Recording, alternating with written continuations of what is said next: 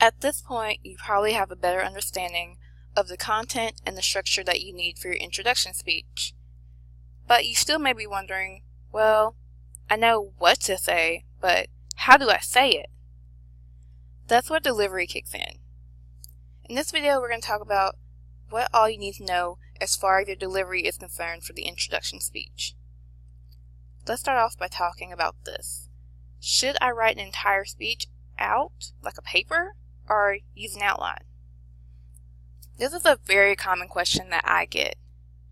For the introduction speech, you have a few options. You can choose to use the manuscript mode. This is where you write a speech out completely verbatim, word for word, and then you read it word for word to the class. Keep in mind that there are some pros and some cons to having a manuscript style speech. Some of the pros include that you have your entire speech right there in front of you. You don't have to guess to try to figure out the right word or come up with something on the spot. You have it right there. If you get lost, you just look down. Some cons to having a manuscript style mode is that usually people sound like they're reading. There's a tone difference that people usually have when they're reading. Most people enjoy conversational style speaking.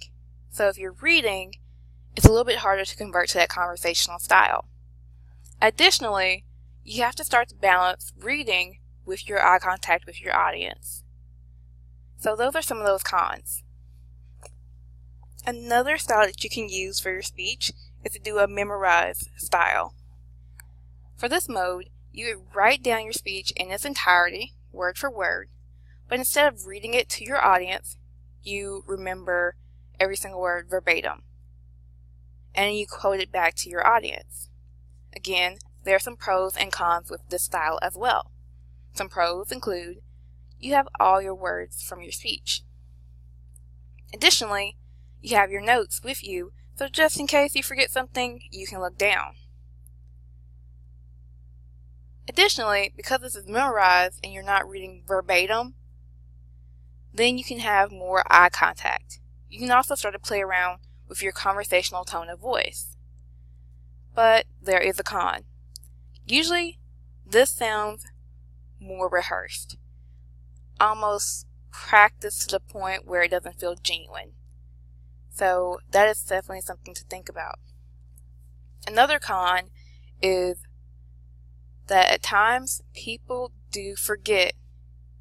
If you've ever tried to remember something word for word and had that moment where you just blanked and you got into a panic, this can happen with your speech if you memorize it. So be aware, definitely if you choose a memorize style, to be prepared just in case you blank out. Have your notes there in front of you. Have some type of clue as to a way to reorient yourself just in case that blank out happens. The last mode that you can choose from is the extemporaneous style. For this style, you write out an outline and you use that outline as a guide. Keep in mind that you're using an outline. You are not writing your entire speech out word for word. So instead of writing your entire story about the journey that you took to get to graduation day, you would write key ideas down that remind you. Maybe AP US History, and then you would tell a story about AP US History when you reach that point in your speech. Now, again, there are pros and cons of extemporaneous. Because it is extemporaneous, because you have that outline, you're going to sound very conversational. You're going to have a lot more eye contact. It's going to feel like a genuine conversation with your audience. But be aware that the major con with extemporaneous style, especially if you're nervous and never given an extemporaneous style speech before, is that you may have a blank out moment. Or you may have a moment of, well, what do I say next? So make sure that you practice no matter which style that you choose for your speech, so that way you can try to avoid or at least minimize those different cons. Like I said before, with each style, you need to make sure you have notes for your speech. These notes will be called your speaking notes. And I want you to use it to outline your content. Even if you have a manuscript style speech or a memorized style speech where you write your entire speech out word for word, make sure to also have labels of attention getter, thesis preview, first main point, and so on. So that way, when you visually look at your notes, your brain knows, okay, I just said my attention getter, I'm looking down to see where my thesis preview is. Having it written down as one very, very large paragraph can make it very confusing.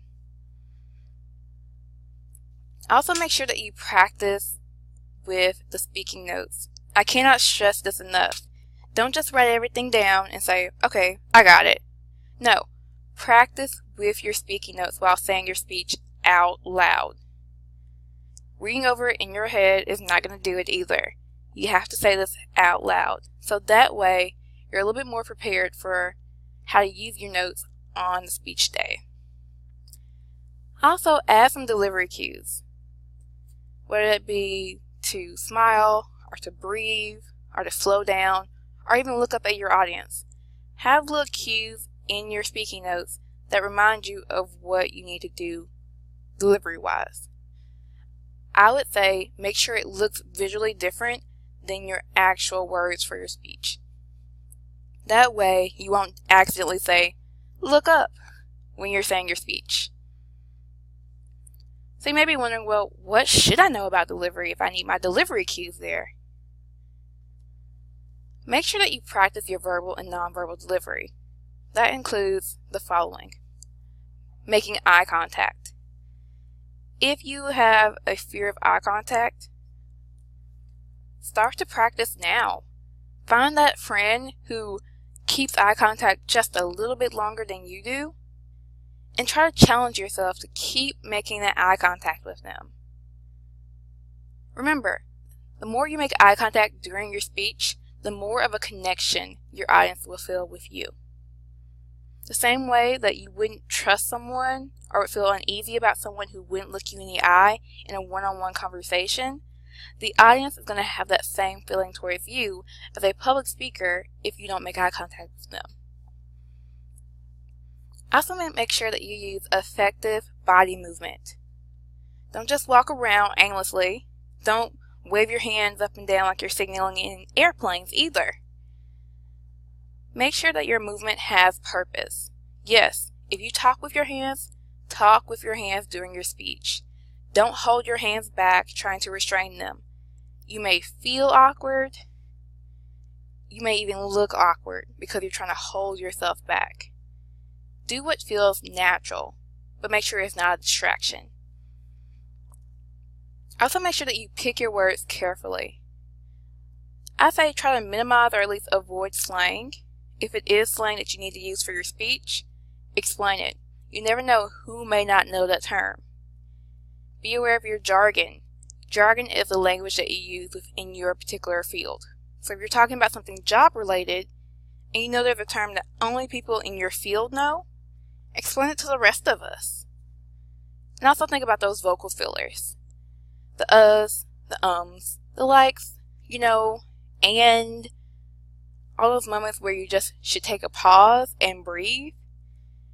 Try to make sure that you minimize all vocal fillers during your speech. Don't be afraid of taking a pause. See, I just paused there. That didn't sound weird, did it? No. So go ahead and make sure that you pause when necessary. Also remember to practice your vocalics.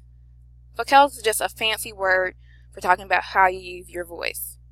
Whether that means changing your rate from slower to faster, from getting a little bit louder, especially if you have a soft voice, and people, if you have a soft voice when people have told you before, hey, you're kind of quiet, or can you speak up? If you get that constantly, speak louder than your normal. Remember to enunciate when appropriate, so that way everyone hears all the different sounds in your word. And additionally, dress appropriately. For the introduction speech, you can wear whatever you like. But be aware that whatever you wear during your speech is going to send a message, some way, somehow, to your audience about who you are as a person. So make sure that you dress appropriately and that you send the right message. Remember the following about the introduction speech. The speech needs to be 2 to 3 minutes long. Your entire purpose is simply to introduce yourself. Not to tell us your entire life story, but simply to introduce a facet about who you are. Only use one method. Either choose the object analogy approach, the significant or memorable event approach, or the interview question approach.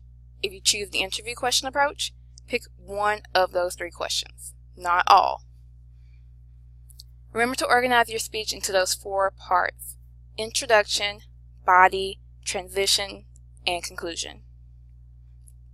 And lastly, don't forget to practice your delivery. Practice, practice, and practice again.